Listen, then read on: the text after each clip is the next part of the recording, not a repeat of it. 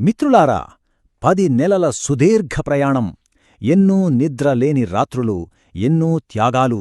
ఇప్పుడు అదంతా ఒక కొలిక్కొచ్చే సమయం ఆసన్నమైంది. మనమిప్పుడు చివరి, అత్యంత కీలకమైన ఘట్టంలోకి అడుగుపెట్టాం.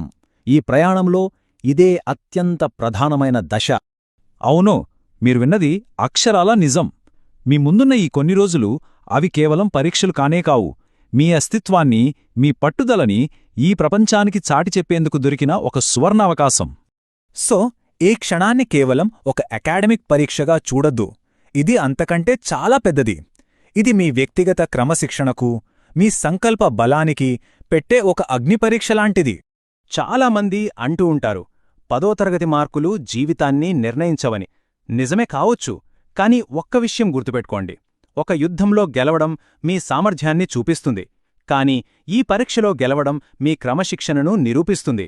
ఇక్కడ కొలవబడేది మీ తెలివి మొక్కటే కాదు, మీ నిబద్ధత, మీ క్రమశిక్షణ.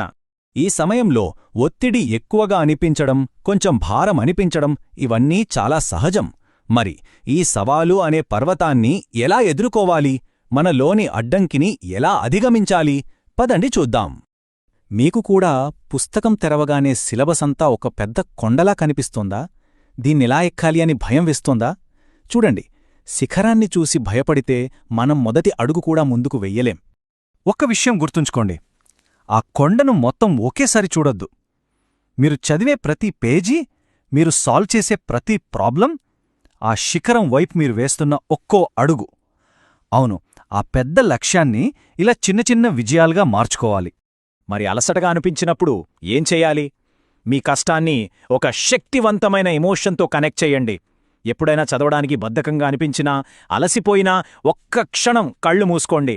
రిజల్ట్స్ వచ్చిన రోజు మీ మార్కులు చూసి మీ నాన్న కళ్లలో మెరిసే ఆనందాన్ని, మీ అమ్మ ముఖంలో కనిపించే గర్వాన్ని ఒక్కసారి ఊహించుకోండి. నిజం చెప్పాలంటే అంతకు మించిన గొప్ప ప్రేరణ ఇంకొకటి ఉండదు. అదే మీ కష్టానికి అసలైన ఇంధనం. సరే, ఇప్పటిదాకా ఎందుకు కష్టపడాలి అని మాట్లాడుకున్నాం. ఇప్పుడు ఎలా కష్టపడాలి అనే విషయానికొద్దాం. అంటే మన కార్యాచరణ ప్రణాళిక ఏంటి? ఉన్న సమయాన్ని ఎలా వాడుకోవాలి?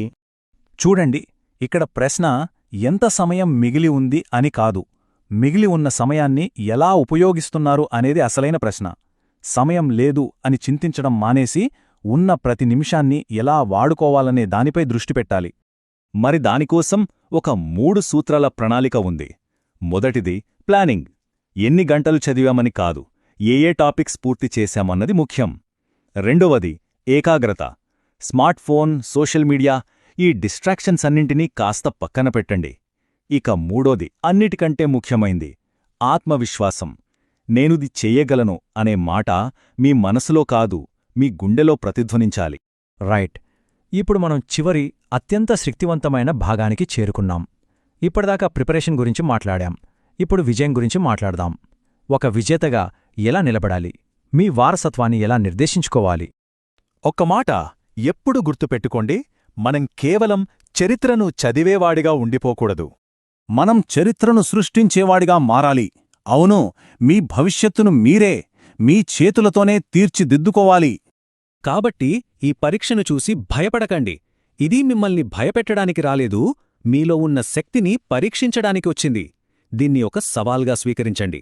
మీ పూర్తి అంకితభావంతో, నిజాయితీతో కృషి చెయ్యండి. చాలు. ఒక్కసారి మీరు అలా కష్టపడితే ఇక చూడండి, ఫలితం దానంతటదే మీ పాదాల దగ్గరికి వస్తుంది. ఇది గ్యారంటీ. ఇంకెందుకు ఆలస్యం? లే, మేల్కో, ఒక విజేతగా సగర్వంగా నిలబడు. మరి చెప్పండి, మీరు ఏ చరిత్రను లిఖించబోతున్నారు? All the very best.